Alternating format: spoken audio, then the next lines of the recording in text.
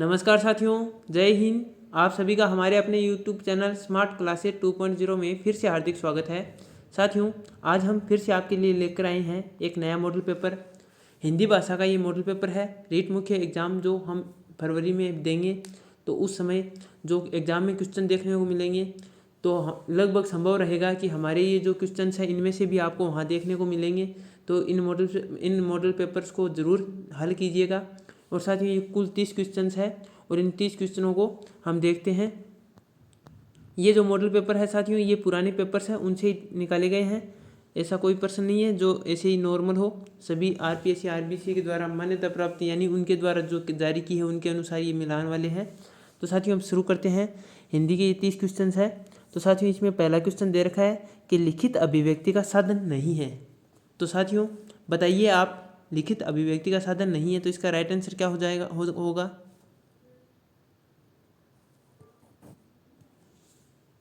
तो साथियों इसका राइट आंसर है वो हो जाएगा वाद विवाद। लिखित अभिव्यक्ति का साधन नहीं है। तो वाद विवाद है वो एक मौखिक होता है, इसलिए ये लिखित में नहीं है। जो लिखित में है वो कौन कौन से होंगे? पत्र लेखन हो जाएगा, निबंध लेखन हो जाएगा, नाट्य लेखन हो जाएगा। ये तो हो जाएंगे लिखित में, लेकिन यहाँ पर नहीं होने के अर्थ में पूछा तो इसका राइट ऑप्शन वाद विवाद यानी सी ऑप्शन राइट माना जाएगा। फिर आगे क्वेश्चन है, बालकों को लिखना सिखाने से पहले यह आवश्यक है। तो साथियों क्या आवश्यक है बताइए। ये 30 क्वेश्चन है, आपको ही बताने, फिर मैं बताऊंगा कितने सही हो रहे हैं कितने गलत हो रहे हैं। आप कमेंट सेक्शन में बाद में बताना ज़रूर। तो साथियों इसका राइट आंसर सी हो जाएगा कि बालकों को लिखना सिखाने से पहले लेखन संबंधी जिज्ञासा उत्पन्न करना अति आवश्यक है। तो साथियों आगे हम क्वेश्चन देखते हैं। प्रिंट मीडिया में सम्मिलित नहीं किया जा सकता। तो साथियों बताइए प्रिंट मीडिया में किसे सम्मिलित नहीं किया जा सकता। तो साथियों इसमें पाठ्य पुस्तक है, इसको प्रिंट मीडिया में शामिल नहीं किया जा सकता। लेकिन प्रिंट मीडिया में जो शामिल किया जा सकता है वो कौन से हैं? समाचार पत्र है, पत्रिकाएं हैं, विद्यालय पत्रिकाएं। ये तो प्रिंट मीडिया में शामिल होने योग्य है, लेकिन पाठ्य पुस्तक है इसको शामिल नहीं किया जा सकता, इसलिए ये राइट ऑप्शन सी हो गया। फिर आगे क्वेश्चन है SITE क्या है। तो साथियों बताइए SITE क्या है। तो साथियों SITE उपग्रह अनुदेशनात्मक दूरदर्शन प्रयोग है। तो साथियों आगे हम क्वेश्चन देखते हैं, वस्तुनिष्ठ प्रश्नों की उपयोगिता का प्रमुख कारण क्या है। तो बताइए साथियों।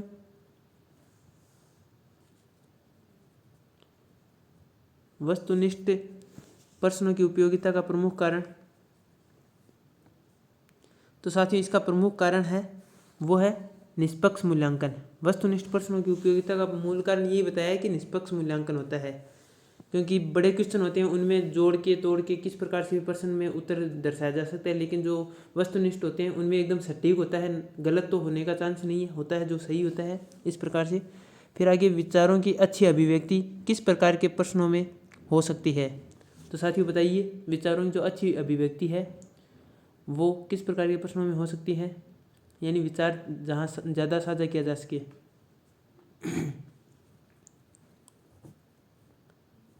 तो साथियों वो हो जाएगा निबंधात्मक।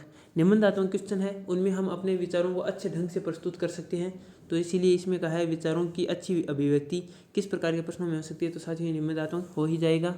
आगे क्वेश्चन है, किसने मूल्यांकन प्रक्रिया को त्रिमुखी बताकर त्रिकोण के रूप में प्रस्तुत किया। तो साथियों इनमें से जो मनोवैज्ञानिक है उनका नाम बताना है, यानी जो दार्शनिक मनोवैज्ञानिक जो भी है। तो साथियों इसमें राइट ऑप्शन हो जाएगा ब्लूम। ब्लूम ने त्रिमुखी बताकर त्रिकोण के रूप में प्रस्तुत किया मूल्यांकन प्रक्रिया को। आगे क्वेश्चन है, उपचारात्मक शिक्षण द्वारा, आगे बताइए साथियों इसका सेंटेंस पूरा करना है। अध्यापकों की कमियों का उपचार करते हैं, छात्रों के घायल होने पर उपचार करते हैं, छात्रों की कमजोरियों का निदान कर उसे दूर करने हेतु शिक्षण करते हैं, कुछ कह नहीं सकते। तो साथियों उपचारात्मक शिक्षण द्वारा क्या हो सकता है ये बताइए इनमें से। तो साथियों इसका राइट आंसर हो जाएगा छात्रों की कमजोरियों का निदान कर उसे दूर करने हेतु शिक्षण करते हैं।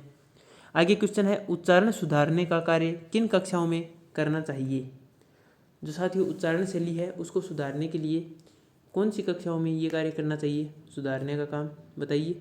प्रारंभिक कक्षा, माध्यमिक या उच्च माध्यमिक कक्षा या उच्च कक्षाओं में। तो साथियों इसका जो राइट आंसर है वो हो जाएगा प्रारंभिक कक्षाओं में। जो प्रारंभिक कक्षाएं होती है उन्हीं में ये उच्चारण सुधारना अति आवश्यक है। आगे क्वेश्चन में गद्यांश है साथियों, तो गद्यांश देखते हैं। गद्यांश में लिखा है, भारत अब प्रौढ़ावस्था में आ पहुंचा है। ये आगे क्या लिखा है इसमें स्पष्ट दिखाई नहीं दे रहा। भाषण घात प्रतिघात से साक्षात्कार करते हुए भी उसने बहुमुखी विकास किया है, इसमें संदेह नहीं, लेकिन उसका एक प्रकोष्ठ अंधकार में अभी भी डूबा हुआ है। हृदय जो कि मानवीय क्रिया व्यापार का नियंता है, इस समय वह स्वार्थपरता और भोगवाद के ऐसे रोग से ग्रस्त हो गया है जिसके कारण मानवीय आचरण भी बनेला हो गया है। क्षेत्रवाद, जातिवाद, भाषावाद, संप्रदायवाद, प्रवृत्ति विशेषिकाएं जो आज़ादी के साथ उपहार में मिली थी, आए दिन कहीं न कहीं अपनी लोमहर्षक लीला संपन्न करती रहती है। परिणाम स्वरूप शिथिल पड़ते अनुशासन के बंधन, विखंडित होती श्रद्धा और कलंकित होता विश्वास मानवता के लिए कांटों की सेज बन प्रस्तुत हो रहे हैं। फिर भी 21वीं सदी में प्रवेश की अधीरता हमें सर्वाधिक रही है। कतिपय लोल कपोलों की कृत्रिम रंगीनियाँ समूचे देशवासियों का पर्याय मान लेना उचित नहीं है। अतः कल्पना के भव्य महलों के ध्वंसावशेषों पर यथार्थ की झोंपड़ियों का निर्माण ही उचित होगा। तो साथियों आपने ये साथ में पढ़ा है गद्यांश। अब इस गद्यांश में जैसे ये क्वेश्चन दे रखा है, ठीक है, तो साथियों ये अभी जो कल्चर चल रहा है हमारा उस प्रकार से बताया कि 21वीं सदी में किस प्रकार से चल रहा है। तो जो भी है आगे इसमें देखो क्वेश्चन है, वह शब्द बताइए जिसमें संधि तथा प्रत्यय दोनों का प्रयोग हुआ है। तो साथियों बताइए संधि और समास दोनों का प्रयोग हुआ है, संधि और प्रत्यय दोनों का।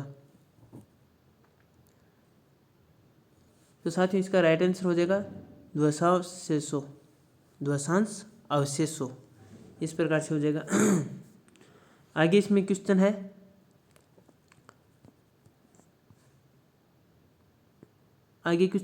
वह तो तत्सम शब्द बताइए जिसके साथ उपसर्ग और प्रत्यय दोनों का प्रयोग हुआ है। तो बताइए साथियों तत्सम शब्द बताना है जिसके साथ उपसर्ग और प्रत्यय दोनों का प्रयोग हुआ है, कौन सा होगा। तो साथियों इसका राइट आंसर हो जाएगा विखंडित, वि उपसर्ग और आगे इत प्रत्यय, विखंडित। आगे क्वेश्चन है, कर्म तत्पुरुष समास का उदाहरण इनमें से कौन सा है।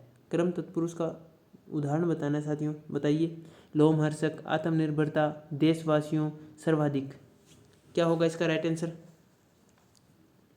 तो साथियों इसका राइट आंसर है वो हो जाएगा लोमहर्षक, कर्मधारय का उदाहरण है। आगे क्वेश्चन है,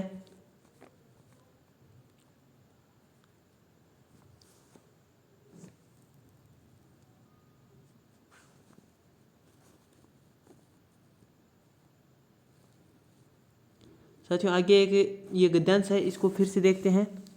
कुसुम शाम को मंदिर में दर्शन करते हुए घर गई, वह देर तक गीत गाती रही, उसे समय का पता ही न था।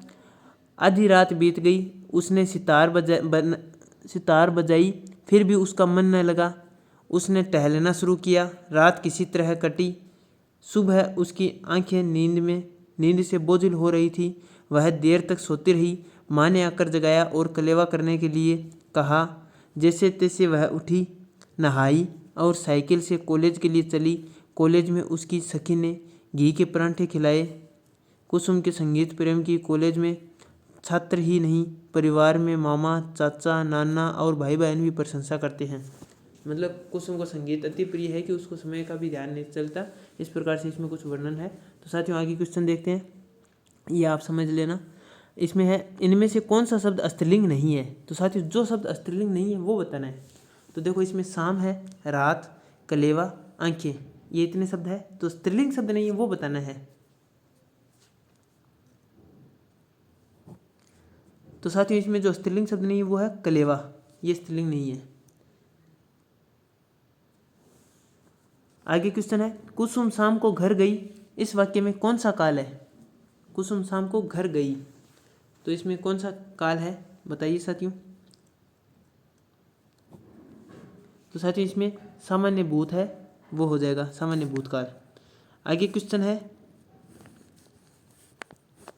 कारक चिह्न के प्रयोग के बावजूद इनमें से किस शब्द का बहुवचन नहीं बनता। यानी कारक शब्द का प्रयोग कर देने के बाद भी, कारक चिन्हों का प्रयोग कर देने के बाद भी ये कौन सा शब्द है जिसमें बहुवचन नहीं बनता। तो साथियों इसमें हो जाएगा घी। घी है वो बहुवचन नहीं बनता। आगे इसमें क्वेश्चन है, इनमें से किस शब्द का लिंग नहीं बदलता। तो साथियों जिस शब्द का लिंग नहीं बदलता वो बताना है, वो है साइकिल। इसका लिंग नहीं बदलता। चाचा का चाची हो जाता है, छात्र का छात्रा हो जाता है, मामा का मामी हो जाता है, लेकिन साइकिल साइकिल ही होती है। इनमें से कौन सा शब्द सदैव बहुवचन में ही प्रयुक्त होता है। बताइए साथियों, इनमें से कौन सा शब्द सदैव बहुवचन में ही प्रयोग होता है। तो साथियों इसका राइट आंसर हो जाएगा दर्शन। ये सदैव बहुवचन में ही प्रयुक्त होते हैं। कहते हैं ना कि भगवान के दर्शन किए या उसके दर्शन हुए, इस प्रकार से। आगे क्वेश्चन है, ईश्वर तुम्हें सफलता प्रदान करे, यह वाक्य किस प्रकार का है। बताइए साथियों।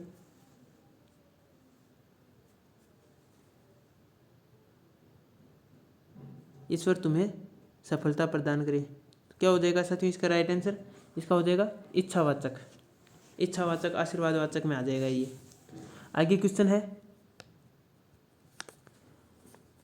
मेरा छोटा भाई प्रशांत धार्मिक पुस्तकें अधिक पढ़ता है। इस वाक्य में विधेय का विस्तार बताइए। जो विधेय है उसका विस्तार बताना है। मेरा छोटा भाई प्रशांत धार्मिक पुस्तकें अधिक पढ़ता है। तो साथियों विधेय का विस्तार है वो हो जाएगा धार्मिक पुस्तकें अधिक, क्योंकि इसमें प्रशांत हो जाएगा उद्देश्य और पढ़ता है वो हो जाएगा विधेय। मेरा छोटा भाई ये तो हो जाएगा उद्देश्य का जो विस्तार है, और फिर यहाँ पे धार्मिक पुस्तकें अधिक है ये हो जाएगा विधेय का विस्तार। इस प्रकार से हो जाएगा। और यहाँ विधेय का विस्तार पूछा है, धार्मिक पुस्तकें अधिक, ये हो जाएगा इसका राइट आंसर। तो ये बी होगा इसका राइट आंसर। फिर आगे क्वेश्चन है,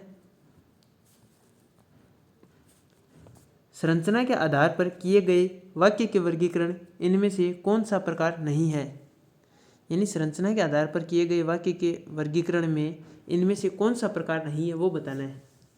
तो साथियों बताइए कौन सा प्रकार नहीं है।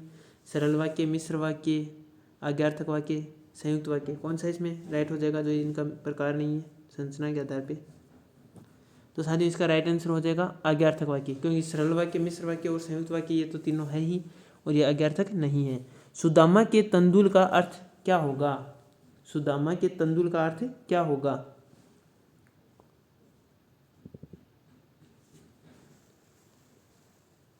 तो साथियों बताइए जल्दी से। तो साथियों इसका आंसर हो जाएगा सामान्य किंतु प्रेमपूर्वक भेंट। सामान्य किंतु प्रेमपूर्वक भेंट, क्योंकि सुदामा श्री कृष्ण भगवान से मिलने गए थे तो मुट्ठी भर चावल लेकर गए थे।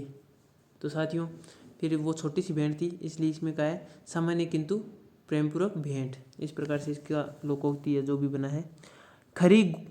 खरी मजूरी चोखा काम का अर्थ बताइए। बताइए साथियों, खरी मजूरी चोखा काम। तो साथियों इसका राइट आंसर हो जाएगा पूरी मजदूरी देने पर अच्छा काम होता है। पूरी मजदूरी देने पर अच्छा काम होता है। आगे क्वेश्चन है, हिंदी भाषा शिक्षण की विधि है। तो हिंदी भाषा शिक्षण की जो विधि है वो बतानी है। अनुकरण विधि है, आगमन निगमन विधि है, या भाषा प्रयोगशाला विधि है, या उपयुक्त सभी। क्या होगा इसका राइट आंसर बताइए।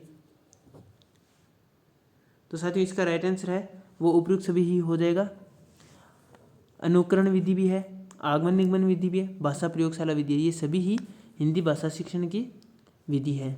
आगे क्वेश्चन है, गृह कार्य का मुख्य उद्देश्य है। गृह कार्य क्यों दिया जाता है अध्यापक के द्वारा छात्र को। तो इसका प्रमुख उद्देश्य बताना है साथियों। बताइए क्या होगा इसका राइट आंसर। छात्र को घर पर व्यस्त रखने हेतु, पढ़ाए गए पाठ को दोहराने के लिए अवसर देने हेतु, सुलेख की योग्यता का विकास करने के लिए, या संबंधित पाठ में रुचि उत्पन्न करने के लिए। किस प्रकार का कारण है जो गृह कार्य अध्यापक के द्वारा दिया जाता है छात्र को। तो साथियों इसका राइट आंसर हो जाएगा पढ़ाए गए पाठ को दोहराने के लिए अवसर देना। आगे क्वेश्चन है, भाषा शिक्षण के उपागम है। तो साथियों भाषा शिक्षण के उपागम बताने पाठ संसर्ग उपागम है, रचना शिक्षण उपागम है, या ए और बी दोनों ही है, या उक्त में से कोई नहीं है। बताइए साथियों क्या होगा इसका राइट आंसर। इसका राइट आंसर हो जाएगा उक्त ए एवं बी दोनों। पाठ संसर्ग उपागम और रचना शिक्षण उपागम दोनों ही भाषा शिक्षण के उपागम है। आगे क्वेश्चन है छात्रों के शब्द भंडार में वृद्धि करने का उपाय है, यानी छात्रों के शब्द भंडार है उसमें वृद्धि करने का जो उपाय है वो बताना है साथियों। तो बताइए क्या होगा इसका राइट आंसर। शब्दकोश का उपयोग करके छात्रों में स्व अध्याय की प्रवृत्ति को बढ़ाना, शिक्षक द्वारा अच्छे व नए शब्दों का प्रयोग, उक्त सभी। क्या होगा साथियों इसका राइट आंसर। तो साथियों इसका राइट आंसर डी हो जाएगा। शब्दकोश का उपयोग करना, छात्रों में स्व अध्याय की प्रवृत्ति को बढ़ाना, शिक्षक द्वारा अच्छे व नए शब्दों का प्रयोग करना, ये सभी ही छात्र के शब्द भंडार में वृद्धि करने का उपाय है। आगे क्वेश्चन है आगमन विधि के रूपों की संख्या है। तो साथियों आगमन विधि के रूपों की जो संख्या है वो बतानी है। तो साथियों इसका राइट ऑप्शन है वो हो जाएगा 2। आगमन विधि के रूपों की संख्या 2 है। फिर आगे क्वेश्चन है शिक्षण कौशल का उपयोग किया जाता है। शिक्षण कौशल का उपयोग क्यों किया जाता है साथियों, या किस स्तर पर किस लिए किया जाता है बताइए। शिक्षण कौशल का उपयोग किया जाता है क्योंकि कक्षा के अंदर और कक्षा के बाहर दोनों जगह ही, यानी इसका ये हो जाएगा शिक्षण कौशल का उपयोग कक्षा के अंदर और कक्षा के बाहर दोनों ही जगह किया जाता है। तो इसका राइट ऑप्शन सी हो जाएगा। तो साथियों हमने इस प्रकार से 30 क्वेश्चन है हिंदी सीरीज, जो हिंदी टेस्ट सीरीज है उसके तहत हमने सारे निकाल लिए हैं, जो रीट मुख्य परीक्षा के लिए बेहद ही महत्वपूर्ण रहने वाले होंगे। तो साथियों आपको ये वीडियो अच्छा लगे तो ज़्यादा से ज़्यादा अपने फ्रेंड सर्कल में इसको शेयर कीजिएगा, और साथियों आपको ये वीडियो अच्छा लगे तो आप लाइक भी कीजिएगा, और चैनल पर पहली बार विजिट कर रहे हैं तो सब्सक्राइब कीजिए और बने रहिए हमारे साथ। और आपके कितने क्वेश्चन गलत हो रहे हैं, सही हो रहे हैं, तो साथियों आप इसमें ज़रूर बताइएगा कमेंट में। बहुत ही कम लोगों के इसमें आते हैं जवाब कि हाँ इतने सही हुए इतने गलत हुए, तो एक आधा का ही आता है। तो इस प्रकार से हम चाहते हैं कि आप जितने भी टेस्ट दें तो सारे ही बताएं। तो साथियों मिलते हैं एक नए वीडियो के साथ। जय हिंद, जय भारत।